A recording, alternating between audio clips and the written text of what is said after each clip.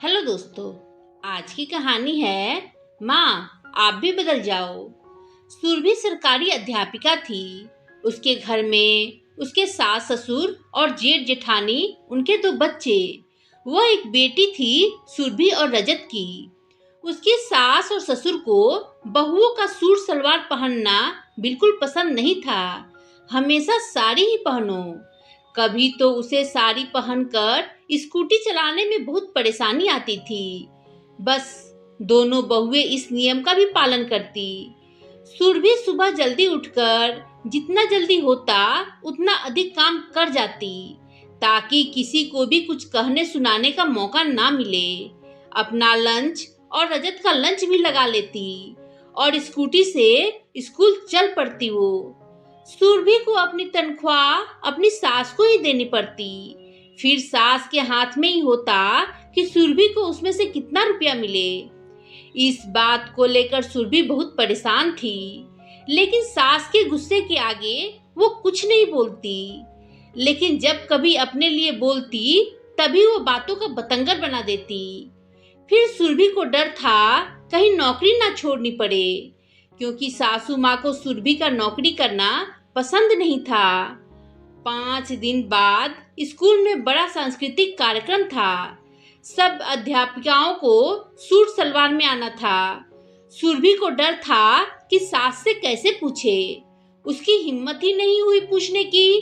तब उसने एक प्लान बनाया कि वो उस दिन घर से तो साड़ी पहनकर ही जाएगी, लेकिन घर से थोड़ा जल्दी निकलकर अध्यापिका सुनीता के घर से साड़ी बदल स्कूल चली जाएगी।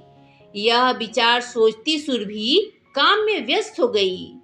सुबह जल्दी जल्दी काम कर अपना एक सूट, इयररिंग्स सब स्कूटी में डिक्की में रख चल पड़ी। वह बहुत खुश थी। सुनीता जी के घर पहुंचकर अपनी साड़ी बदल सूट सलवार पहन दोनों स्कूल चल दी। आज बरसों बाद सुरभि ने सूट सलवार पहनकर स्कूटी चलाई तो उसकी खुशी का ठिकाना नहीं रहा। स्कूल में बहुत ही आनंद रहा। शाम को जब सुरभि घर के लिए स्कूल से वापस चली तो वो सुनीता जी के घर सूट सलवार को बदलना भूल गई। अपने मदमस्त मग्न हो वह सीधी अपने घर आ गई। वो बहुत खुश थी, जैसे कि आज मायके वाले दिन फिर लौट आए। लेकिन जैसे ही घर के पास पहुंची, बाहर खड़ी सासू माँ को देख उसे याद आया कि वो सूट सलवार बदलना भूल गई और फोन भी पर्स में रखा था। सुनीता जी भी इस बात को बताने के लिए बार बार फोन कर चुकी थी। अब क्या, सासू माँ ने सारा घर आसमान पर उठा लिया। सुरभि को कुछ बोलने का मौका ही नहीं दिया। सहन करने की भी एक सीमा होती है। सुरभि को भी गुस्सा आ गया, लेकिन फिर भी उसने अपनी धीमी आवाज में सब कुछ समझाने की कोशिश की, लेकिन नाकाम रही। घर का माहौल भी बहुत बिगड़ गया। सुरभि बिना खाए पिए अपने कमरे में आ गई। शाम को सुरभि के पति रजत ऑफिस से और जेठ दुकान से आए तो सासू माँ फिर से वो सूट सलवार का किस्सा लेकर बैठ गई। सुरभि के पति माँ के आगे तो बोलते ही नहीं, पर हाँ, उन्होंने सुरभि को प्यार से समझाया। पर अब की बार सुरभि को बहुत बुरा लगा। बार बार उस बात को याद कर आंखों में आंसू ले आती। सोचती, सासू माँ आखिर माँ क्यों नहीं बन पाती।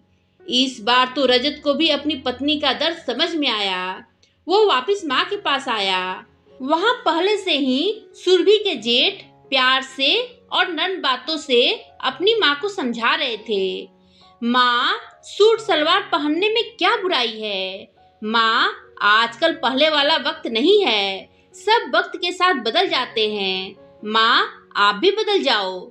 सुरभि भी तो हमारी बहन पूनम जैसी है। पूनम भी तो अपने ससुराल में सब तरह की पोशाकें पहनती है। आपने कभी उसको मना करा है? उसकी सास भी तो उसको कभी मना नहीं करती है। देखो माँ, वो कितनी खुश और सुखी है। माँ, आप अपनी बहू को भी अपनी बेटी की तरह समझो। देखो, आपको कितनी खुशी मिलेगी। सुरभि तो बहुत समझदार और मेहनती भी है। ऐसी बहू कहाँ मिलती है आज के जमाने में। सुरभि के जेठ बिना रुके सहजता से अपनी माँ को समझा रहे थे। शायद माँ को भी अब समझ में आया, क्योंकि उनके दोनों पड़ोसियों की बहुएं बहुत कामचोर और कटुभाषी है, जबकि मेरी दोनों बहुएं बहुत मृदुभाषी है।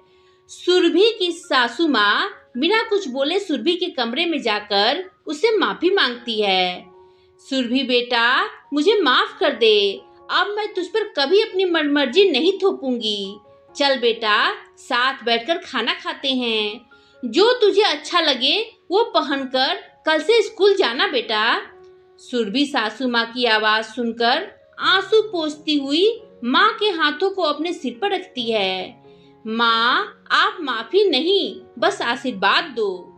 सासू माँ अपनी बहू को गले लगाकर पुचकारने लगी।